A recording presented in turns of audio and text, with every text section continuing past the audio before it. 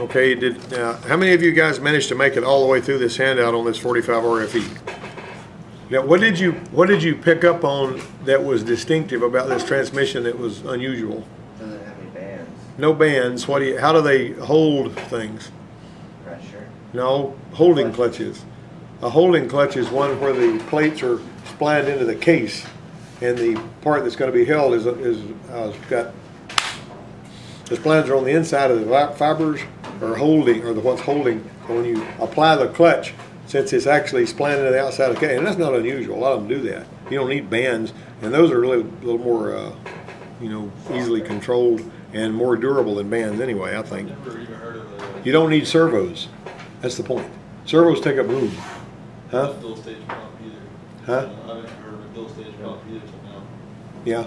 Oh, yeah, exactly. That's dual stage pump's an interesting thing in and of itself.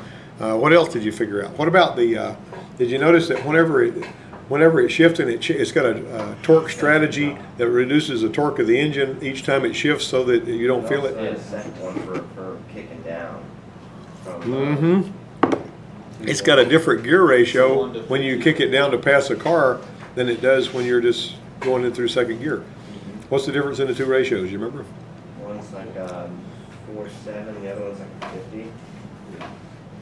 1.65 versus 1.5. 1.67. Yeah, well, there you go. So that's some interesting stuff. Let's just go through the questions real quick. How many pressure switches are located within the solenoid pack/TRS assembly? 5, that's a good answer. The transmission control module's electrical terminals mate to a, 6. how many? Who said? Mates to a 23, but How many pins are there? I mean, how many? Yeah. 60 pins. In park, neutral, and low, the solenoid switch valve directs fluid to which clutch? The low reverse clutch. You guys did your homework. What is the alternate gear ratio for the 45 RFE's alternate second gear? 1.5. Makes it a little more aggressive when you're passing the car, see? Yeah. Which of the following is not a direct TCM input? The brake switch, that's right. But actually, whenever the shop foreman graded this test, because it came right from Chrysler, he said the pressure control solenoid was the one. I was thinking the solenoid is not an input, it's an output. So that's a sort of a confusing question there to me, but if you want to get that one right, you could probably put A there, which is what y'all did. When attempting to narrow down a problem with the transmission operation, you should start by doing what? Performing a shift lever position test. When the 45 RFE transmission is in third gear, which two clutches are applied? Did you notice the transmission clutch application chart? Do you know what good that is when you're troubleshooting the transmission? If you have problem in that gear, you know which clutches are applied during that gear. That's what you use a transmission application. And also, that's the way with solenoid application chart. All of those charts are going to say when you're in this gear, these solenoids and these clutches are applied and all that. So when you're going into the transmission, if you know it well enough to know what you're handling, when you go in there, you can know where to look for your problem. And that's what's important about doing transmissions. Being able to sort that stuff out. Which of the following valves is not located within the dual stage pump assembly? Yeah, what does the manual valve do? Mr. Madden. Oh, it changes the gear. Yeah, whenever you move your gear selector, that's what you're moving, right? And what happens if it's not in place whenever they just don't move? And then you might think you put it back together the same way it was taken apart, but obviously you didn't because it didn't move. Okay. All right, see. True or false, the middle of the operating range on the transmission fluid dipstick is the target level on a hot transmission? Sure, why not? It's not one of the choices. If the shift lever is in the drive position and the 45 RFE transmission goes into limp in mode, what gear will the transmission be in? Third. Did you notice how the transmission control module, if it sees a problem, turns itself off? It shuts itself down. And it's something for a machine to do that. I'm going to shut down, and that's what some machines are doing nowadays. Now then, it's time for the pop test. Let me throw you guys the pop test. This is automatic transmissions pop test 2. You didn't even know about number 1, did you? Nope. You're gonna really have fun with this one. It's like, wait, you have the number one? This is not a welcome Yeah, but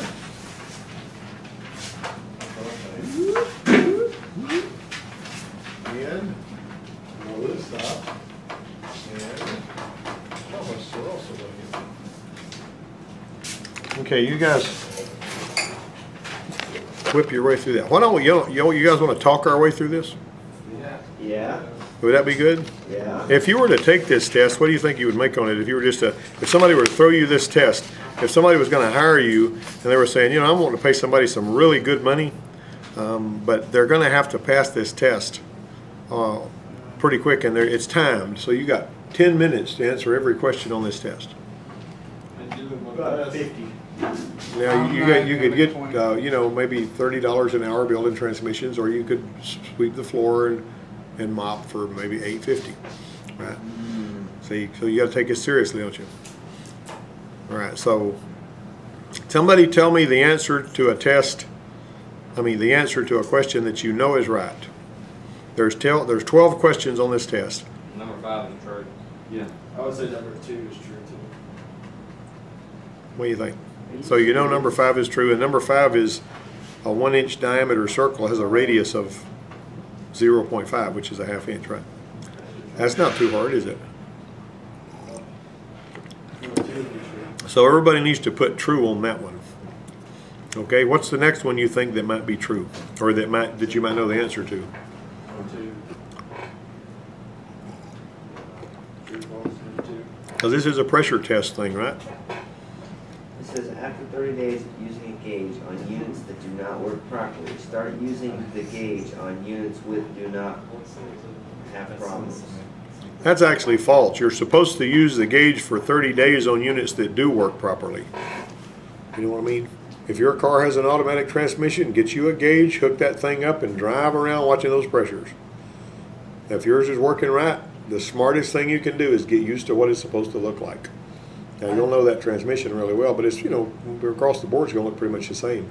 And if you see something that's way off the chart and off the reservation on one that you're testing, it's not working right, and you're looking at those pressures, you'll be able to troubleshoot it better if you know what the pressure. That's what I'm always saying. If you get a scan tool and you're looking at the scan tool while you're driving, then you're used to driving one, looking at the scan tool that's running right, you'll right away pick up on the one that's not running right.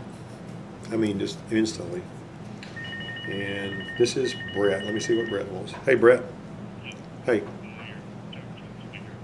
All right. Let's do that, man. I appreciate it. All right.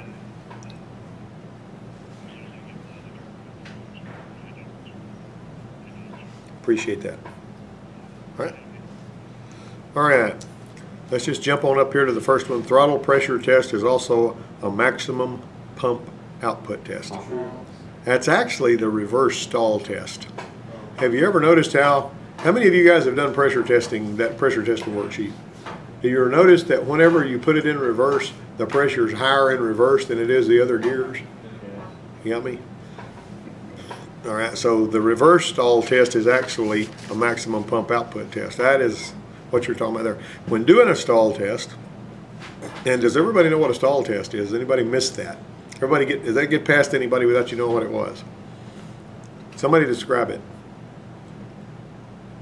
Where you On the brakes. got the pressure line hooked up, the pressure gauge, All right. and you put it in gear, and you stand on the brakes, give it throttle, and see where it peaks out at. Wide open throttle. Yeah. That's what it is. All right. The service bay diagnostic system used to have me hook a pressure transducer up to the transmission, and on the screen it had the field where all these pressures were supposed to be if it was right.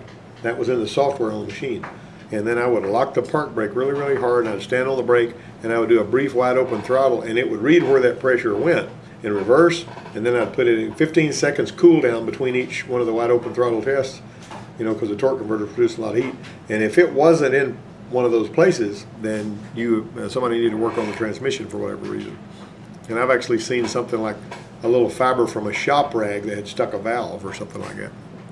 Okay, somebody look at Lundy over. He's doing a little micro sleep. Okay, now then, when doing a stall test, always observe safety precautions such as checking for broken mounts or bad brakes.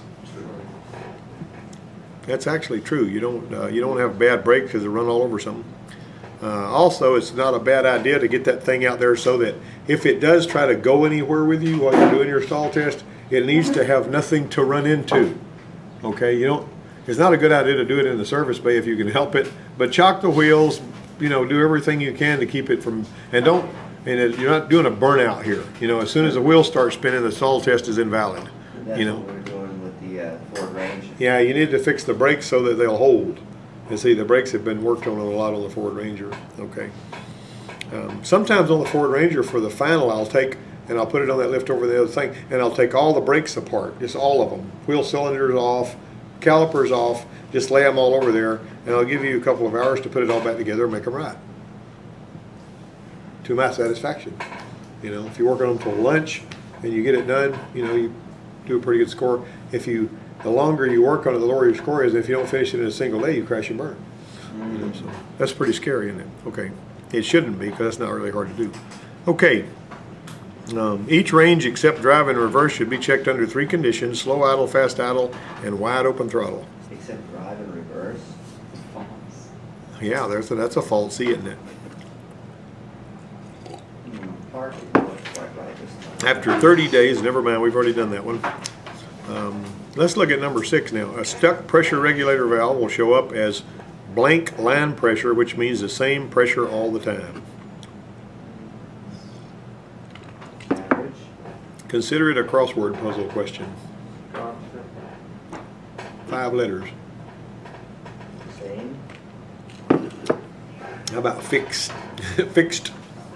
F-I-X-E-D. Testing should always, I'll tell you something else. This is a brief little story here. There was a Cadillac Eldorado diesel, 81 model. They came in here. Come here, Debbie. Do I just go over there? Yeah. Have you already sent it over there? It may or may not have been marked ready, but she can, tell her it's ready. Okay. Tell her to call me if she has a question, but it's marked ready. And the key's in my office in there. Okay. All right. I'll do that. You should be really happy with that. Huh? You should be really happy with that.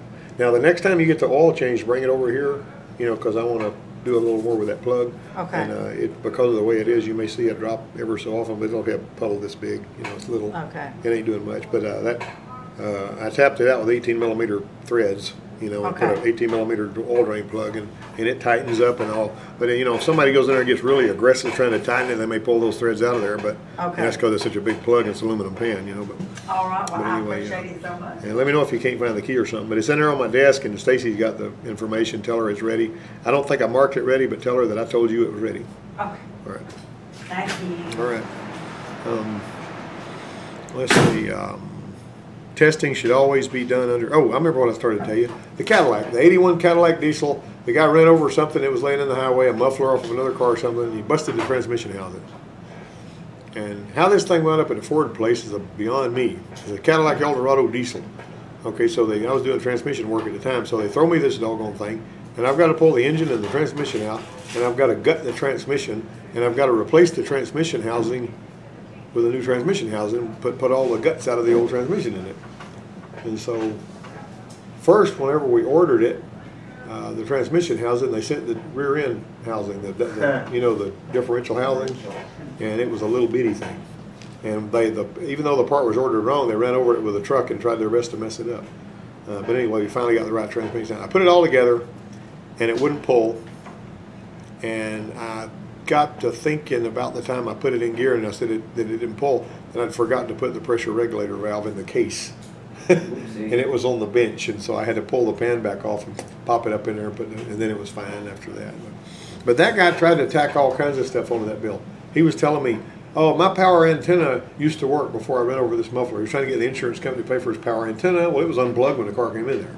And there was all kind of other stuff too. Oh, and the valve cover gaskets and all that, and the starter had a problem, and he's just trying to get the insurance company to buy you a new car, and he'd be really happy, Anyway, I got that one worked out. That was a booger bear of a job.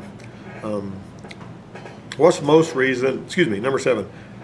Testing should always be done under what kind of conditions? operating conditions. If you're trying to find a problem that comes and goes, like this lady that just walked in here, that PT Cruiser we just did all that work on, not the least of which was that silly drain plug problem that they came in here with. But she says, my other PT Cruiser 2 times has tried to run away. And she says, I'm talking about 90 miles an hour runaway. And no matter what you did with your foot, it was going fast. And when you put you tried to put it in park, you couldn't get it in park, you couldn't switch the car off, you couldn't do anything. And 2 times it did it. She said it did it with me, and it did it with her son. I mean, in other words, she said it did it with her, and it did it with her son. And of course, her husband, he said, I think that's a bunch of hooey. He said, there ain't no way all that stuff could fail at the same time. You know what I mean? But what's spooky about that is, if they bring it for you to look at, you're under the gun to find something. They say, well, he looked at it and didn't see anything wrong with it, and then it ran away, and they went up under a semi. Well, you know what I'm saying? I hate them kind of jobs. But it's an intermittent thing. So what you're supposed to do is, anytime you're doing anything that's intermittent, you're supposed to try to duplicate the operating conditions in which the problem occurred. That's what this is talking about. If they say, when I'm driving at 45 miles an hour and I apply throttle to go up to 70 miles an hour, I feel a shudder that's transmission related or whatever, that's the condition you're supposed to be duplicating. You're supposed to do exactly what they say they're doing when they feel the problem, and look at your pressures there if you're using pressures, or look at your scan tool and or whatever. Something else I want to say, on a lot of these transmissions now, you've actually got a pressure transducer inside there that's reading the pressure, and the pressure control solenoid is operated by the engine controller, and in most cases your scan tool will show you a target pressure that it's looking for, and it'll show you what the pressure actually is. If I'm wanting a target pressure of 120 psi, but I can only hit about 40, that tells me there's a problem somewhere, right? Usually it'll be the transducer not reading right. You got me? So anyway, just be aware of that. Look, you can look at your scan tool. And you remember the other time I told you the lady's car was slam shifting, and it was an 07 Hyundai, and all I did was reset the transmission adaptive learning tables and it fixed it? Everything doesn't require you to get your hands greasy. Some of that stuff you can fix with the scan tool. You see, if you're sharp and you're thinking on top of your game, do the quick and easy stuff first before you get in there and start ripping everything apart. Because a lot of the times, if you fix it and you get it out of there, that's when you develop a reputation for that guy is surgically repairs stuff and doesn't just throw everything at it, right? Pressures need to be checked at stall or idle. Well, no, or what is stall is wide open throttle, basically. That's another word for stall is what they were looking for. What's the reason most people don't use a pressure gauge? Because they use the computer. They don't see any value in using one. They don't see the point. How many of you have done the pressure test worksheet in here? I see 2 hands up. What's up with, what's wrong with this, you guys? No, y'all haven't done a pressure test worksheet? What's up? I think I have. Oh, okay. Yeah. Oh, well, hold your hand up then. That's 3 hands then. Okay, so you got it. That looks better than it. It looks better than 2. All right. Okay, let me see here. To help verify where the problem is, check pressures at fast idle. If the pressures now read normally, what? What do you think that might be?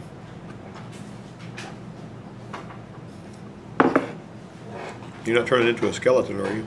No. It usually indicates a worn pump, but there could still be internal leaks. Number 11, 100 psi line pressure times 2 square inches equal how many pounds of force? I'm going to say 200. That's pretty easy, isn't it? Just multiply times 2. If psi stands for what, y'all? Per square inch. Per square inch. And if you've got 2 square inches, that's not complicated. You start putting numbers down there, though, people zone out. Do you zone out when you get numbers? You don't spend a lot of time on a smartphone or anything, do you? Or a computer or nothing like that. Do you know what that means? That means he thinks more clearly than the ones of us that spend too much time on smartphones and tablets and stuff. Right. Yeah. See what I'm saying? There he goes. What's the formula and answer for this problem? 7.5 pounds times 9.5 equals what?